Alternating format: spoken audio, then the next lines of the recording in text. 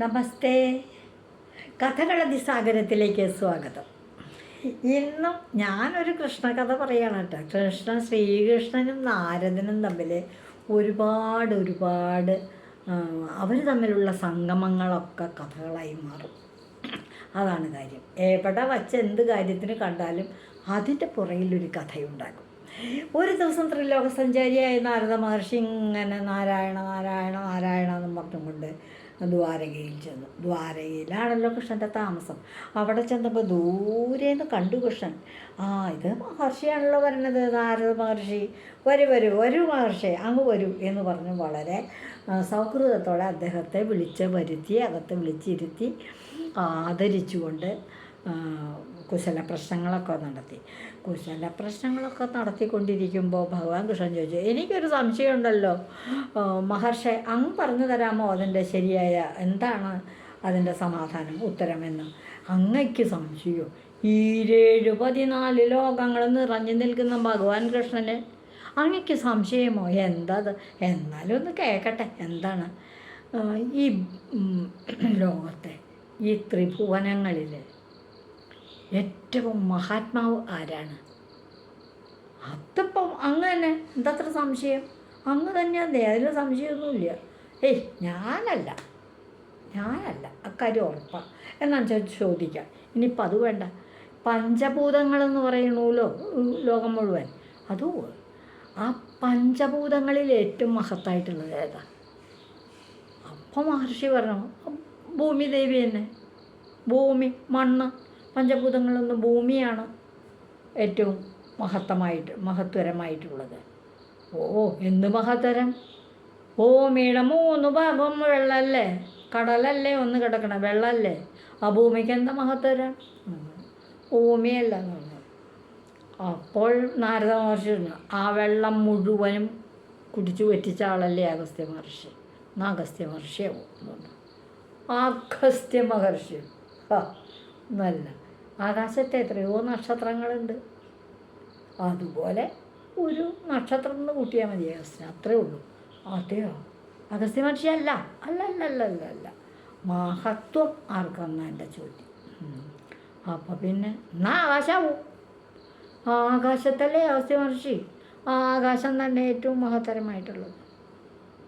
അതെങ്ങനെയത് ആകാശം മഹത്തരമായിട്ടുള്ളതാവണേ മഹർഷി? എനിക്ക് അറിയാൻ പാടില്ലാണ്ട് ചോദിക്കുക. എൻ്റെ തന്നെ ഒരു അവതാരം ഉണ്ടായിരുന്നു, വാമനാവതാരം ഇല്ലേ? ഒരു കാല് കൊണ്ടാണ് ആകാശത്തെ അങ്ങോട്ട് അളന്നെടുത്തത്. അപ്പം പിന്നെ എങ്ങനെയാണ് ആകാശത്തിന് മഹത്തരാവണം, ആകാശം മഹത്തരാകണത്? ഇപ്പം എനിക്ക് മനസ്സിലായി. അങ്ങയുടെ പാദങ്ങൾ, വാമനമൂർത്തിയുടെ പാദങ്ങൾ. അതല്ല ഞാൻ പറഞ്ഞ ആദ്യം തന്നെ, അങ്ങ് തന്നെയാണ് മഹാത്മാവെന്ന്. അങ്ങയുടെ അവതാരമല്ലേ വാമനമൂർത്തിയുടെ പാദം കൊണ്ടല്ലേ ആകാശം അളന്നത്. അതുകൊണ്ട് ഏറ്റവും മഹത്തരമായിട്ടുള്ളത് വാമനമൂർത്തിയുടെ പാദങ്ങൾ തന്നെ, അങ്ങ് തന്നെ. അല്ല. ഞാനെങ്ങനെയാ മഹാത്മാവണേ? എനിക്ക് എൻ്റെ ഭക്തർ 4 പുറത്ത് നിന്നുകൊണ്ടും എന്നെ വിളിച്ചുകൊണ്ടിരിക്കുകയല്ലേ. എനിക്ക് അവരുടെ വിളി കേൾക്കാണ്ട് പറ്റില്ല. ഞാൻ ഇങ്ങോട്ടോടും, അത് കഴിഞ്ഞിട്ട് അങ്ങോട്ടോടും, പിന്നെ അപ്പുറം ഒരാൾ വിളിച്ച് അവിടേക്ക് പോകും. എനിക്ക് ഭക്തന്മാരുടെ കാര്യം നോക്കാണ്ട് പറ്റില്ല. ഞാനല്ല മഹാത്മാവ്, എന്നെ വിളിക്കുന്ന ഭക്തന്മാരാണ് മഹാത്മാക്കൾ അല്ലേ. എന്നെ കൂടുതൽ വിളിച്ചുകൊണ്ടിരിക്കണത് പാരാ? എൻ്റെ ഭഗവാനെ, എനിക്ക് രൂപമില്ല. നാരായണ എനിക്ക് രൂപമില്ല. ഇത് തന്നെയാണ് ഞാൻ പറഞ്ഞേ മഹർഷി, അങ്ങ് തന്നെയാണ് മഹാത്മാവ്.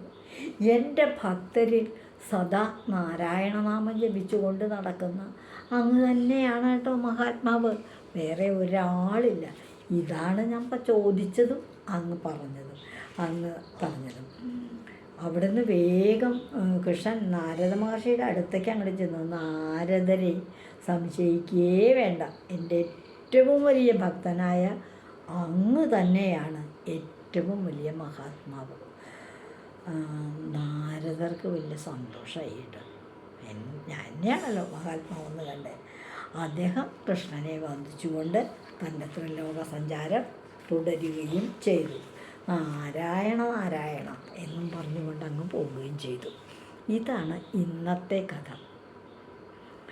ഈ കഥയുടെ പേര് ശ്രീകൃഷ്ണനും നാരദരും.